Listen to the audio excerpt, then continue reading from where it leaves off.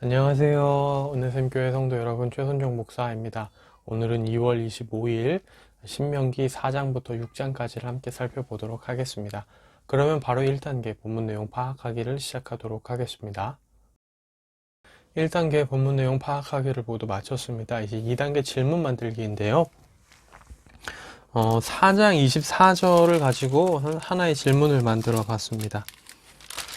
4장 24절을 보면 내 하나님 여호와는 소멸하는 불이시오 라고 얘기를 하거든요. 이 소멸하는 불이시오라는 구절의 의미가 정확히 무엇을 의미하는가, 이게 오늘의 질문이 되겠습니다. 그러면 이제 3단계 질문에 대한 대답 찾기로 넘어가도록 하겠습니다. 3단계 질문에 대한 대답 찾기를 시작하도록 하겠습니다. 소멸하는 불에 대한 거였죠. 이거는 원어를 찾아보니까 이제 주석들도 하는 말이 삼키는 불이라는 표현이 좀 더 원어에 가까운 표현이라고 할 수 있는데요. 사실 의미를 따지자면 소멸하는 불하고 큰 차이는 없을 수 있습니다. 근데 이제 소멸하는 불이라고 하면 그 불이 소멸하는 건지 불이 다른 것을 소멸시키는 건지가 조금 오해가 있을 수 있죠. 근데 이제 삼키는 불이라고 얘기를 하면 삼킨다는 주체가 불이 딱 되기 때문에 이제 오해가 없어서 저는 삼키는 불이라는 표현이 좀 더 어울리는 것 같은데요. 하나님께서 삼키는 불이라는 표현은 그러니까 뭘 의미하냐면요. 하나님은 이제까지 이스라엘 백성에게 불의 형태로 많이 나타나셨거든요.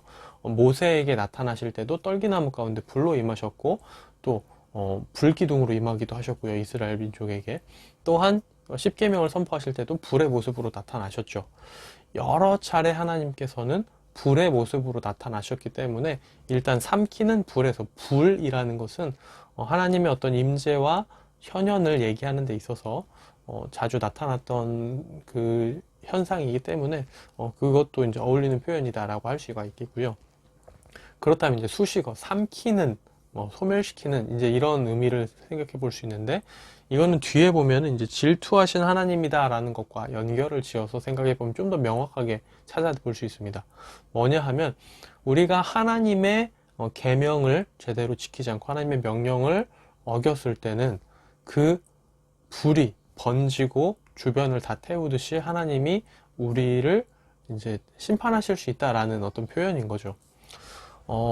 레위기에서도 보면 다른 불을 들인 자들, 그 아론의 두 아들이 그 불이 여호와로부터 나와서 그들을 이제 삼켜서 죽이는 장면이 나오죠.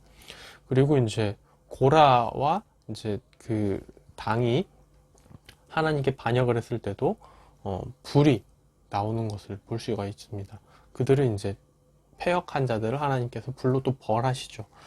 그런 의미에서 봤을 때 우리가 여호와는 삼키는 불이다 라는 표현은 하나님이 우리가 죄를 짓고 잘못을 했을 때 우리를 심판하실 수 있다라는 의미로 우리가 생각을 해볼 수 있겠습니다.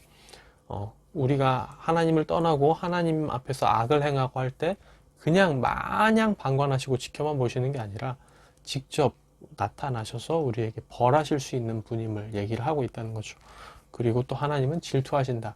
하나님께만 집중하고 다른 우상을 섬기는 것을 기뻐하지 않으신다는 거죠. 근데 이 두 가지 모두 전제가 뭐냐면요. 그 관계가 서로 사랑해야 하는 관계, 부부처럼 이제 법적으로 메인 관계 이런 것들을 생각을 해볼 수 있습니다. 부부 관계에 있어서 누군가 외도를 하거나 바람을 핀다 그러면 당연히 그것에 대해서 질투를 느끼는 게 일반적인 거죠. 서로끼리 서로의 관계 안에서 서로만 사랑을 해야 되는데 그게 엇나간다고 한다면 당연히 갈등이 생기고 당연히 그로 인해 문제가 발생할 수밖에 없습니다. 그러니까 하나님은 하나님과 하나님의 백성들 사이에서 이런 결혼과도 같은 이런 관계를 맺고 그 관계가 잘 유지되기를 바라시는 거죠. 그것을 또 이스라엘 백성들이 깼을 때 그 깨어진 관계에 대해 책임을 물으시겠다라고 얘기를 할 수 있는 겁니다. 그런 것들이 이렇게 표현되었다라고 보면 되고요.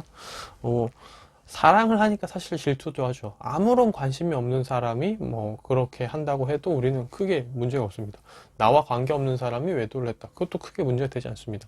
나와 관계가 있는 사람이 외도를 하거나 내가 너무 사랑하는 사람이 나를 사랑하지 않고 바람을 폈을 때, 그럴 때 문제가 되는 거잖아요.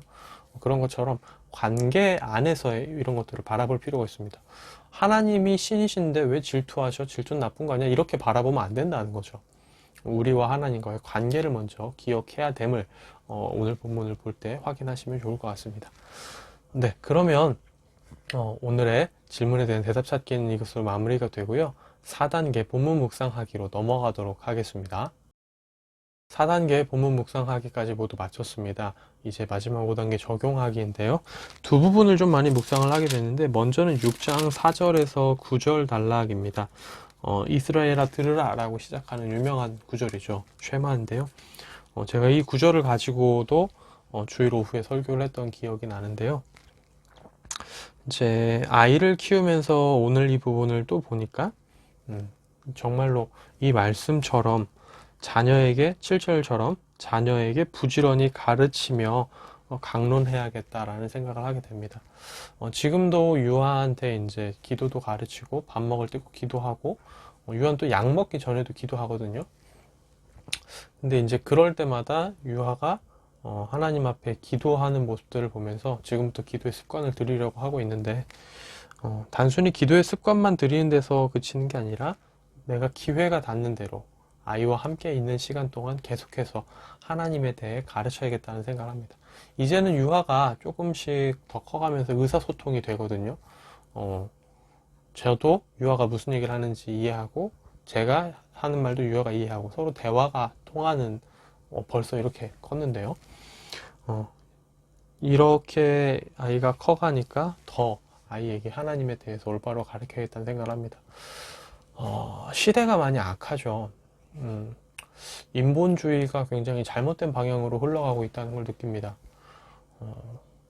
옳지 않은 것에 대해서 그럴 수 있다, 괜찮다라고 말하는 시대가 되어가고 있고, 세대가 악하고 가면 갈수록 더 악해질 것 같아요. 이런 더 험난한 시대를 살아가야 되는 아이들이 온전한 가치관과 하나님을 똑바로 아는 지식 가운데 잘 서 나가려면 제가 집에서 잘 가르쳐야겠다는 생각을 합니다. 자녀 교육의 우선적인 책임은 부모에게 있죠. 그래서 아이에게 어렸을 때부터 하나님을 경외하고 하나님을 사랑하는 것에 대해서 잘 가르쳐야겠다는 생각을 합니다. 말로만 가르칠 뿐이 아니라 제가 그렇게 하는 모습을 보이면서 또 가르쳐야겠죠. 유아가 제가 하는 행동과 말, 그리고 아내가 하는 행동과 말을 보고 따라하는 것들을 봅니다. 진짜 애 앞에서는 냉수도 함부로 못 마신다는 말을 많이 체감하고 있는데요. 요즘 또 코로나 때문에 집에 있는 시간도 더 많은데 아이들 보기에 내가 정말 하나님을 경외하고 사랑하는 모습을 보임으로써 아이가 그걸 보고 배우도록 하고 또 힘써 아이들에게 잘 가르쳐야겠다, 이런 묵상과 적용을 이 부분을 보면서 좀 하게 되고요. 두 번째로는 6장 16절에서 25절까지 단락입니다. 이 단락도 너무 좋은 단락인 것 같아요. 그래서 언젠가 또 기회가 되면 이 단락을 가지고 설교를 한번 해보고 싶다라는 생각이 듭니다. 설교를 이 본문을 딱 보는데 이 본문으로 설교하고 싶다는 생각도 들더라고요. 그래서 이 부분을 가지고 이제 언젠가 또 설교를 하고 싶은데, 제가 이제 오늘 본문을 보면서 좀 되게 많이 인상 깊게 봤던 것은 뭐냐면 16절부터 나오는 것을 보면 우리가 우리의 하나님 여호와를 시험하지 않고 우리 하나님께서 우리에게 명하신 명령과 증거와 규례를 삼가 지키며, 여기서 명령과 증거와 규례는 이제 10계명을 근거로 하고요.